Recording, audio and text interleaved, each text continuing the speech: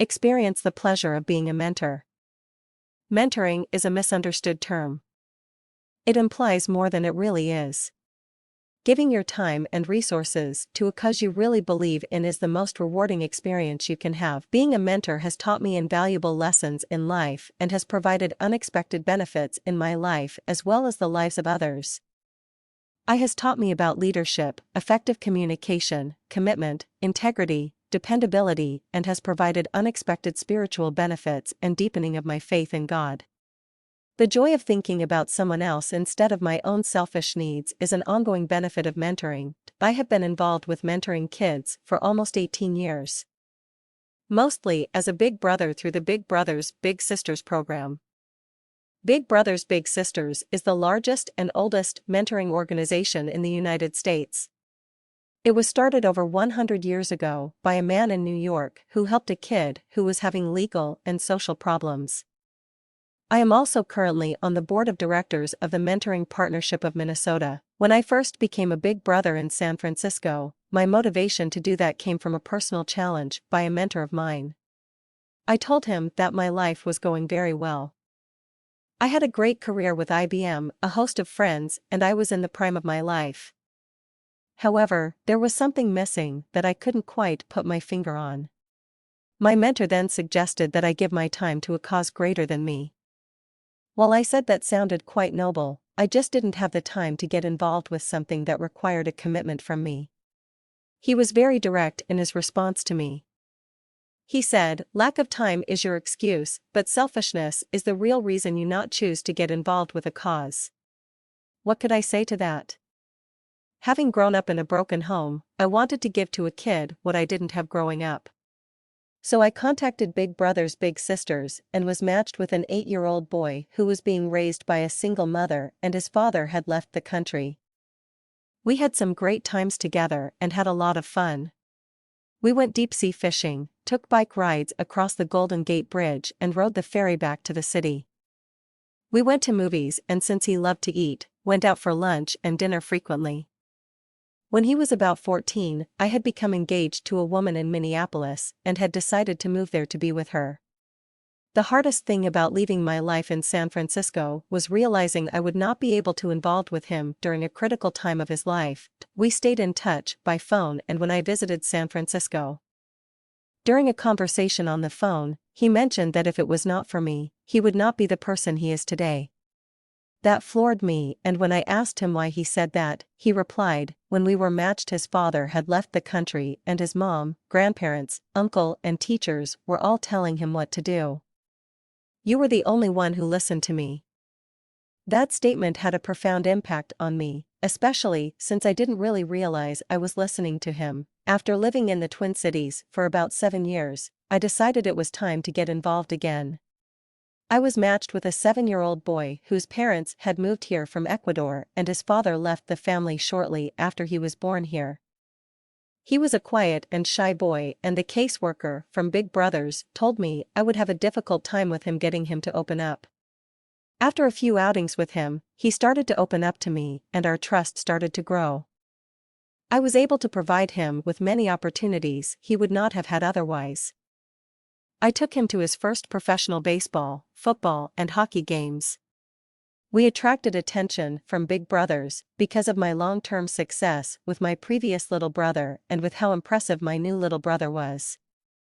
We were featured on the cover of the annual report for Big Brothers Big Sisters of the Greater Twin Cities. We were given opportunities to speak to groups of people who had an interest in mentoring kids. Because of the great need for solid male role models for boys growing up in single-family homes, I became passionate about recruiting men to get involved as a volunteer for Big Brothers Big Sisters. I became involved with my company's volunteer committees and chaired the Big Brothers Big Sisters Committee. In 2002, I traveled with him and his mother to visit their family in Ecuador. It was an amazing experience to learn about his culture and background, and his family treated me like royalty because of my involvement with him.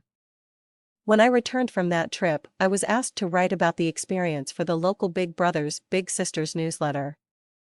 Apparently, it was rare for a match to last as long as it had, and that I would take enough of an interest in my little brother that I would actually travel to his native country to experience his culture firsthand. The article and my involvement with recruiting people to volunteer led to my company nominating me to be a mentoring hero by the Mentoring Partnership of Minnesota. The next year, my company submitted my name to be considered for the Angel of Mentoring Award presented each year by the Mentoring Partnership. I was selected out of several nominees to be awarded the Angel of Mentoring Award in the individual category. That led to being invited to the governor's mansion in January 2004 for a luncheon hosted by the governor of Minnesota for a group of CEOs from the biggest companies in Minnesota to convince them to provide opportunities for their employees to get involved in mentoring. A few weeks later, I received a call from the White House inviting my little brother and I to be special guests of the President and First Lady at the annual State of the Union address in Washington, D.C. We were invited to a reception beforehand at the White House and rode in a police-escorted motorcade to the Capitol for the speech. We were seated among the special guests of the First Lady in her box and were acknowledged by the President for our match representing all those who mentor kids in the United States. It happened to be my little brother's 13th birthday that day. When we met the President and First Lady in person after the speech, the President gave my little brother an autographed baseball for his birthday present. Since that time, my little brother and I have been invited to speak publicly about the impact of mentoring on our lives. We were interviewed by the press and spoke to large groups of people about the favorable impact of mentoring on our lives. We have become spokespeople for mentoring throughout the state and have an impact on people becoming mentors for kids. A few years ago, as I was helping him apply to college, he was having difficulty getting admitted to a college he could afford to attend. I began to advocate on his behalf with some civic leaders and big brothers in order to help him attain his goal of being the first in his family to attend and graduate from college. One thing led to another, and he was admitted to the University of Minnesota with a full-ride scholarship provided by a foundation through Big Brothers Big Sisters of the Greater Twin Cities.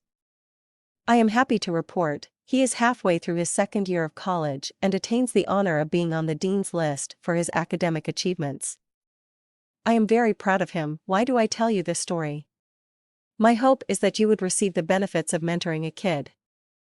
I have become a better person, family member, friend, and professional through my involvement in mentoring kids.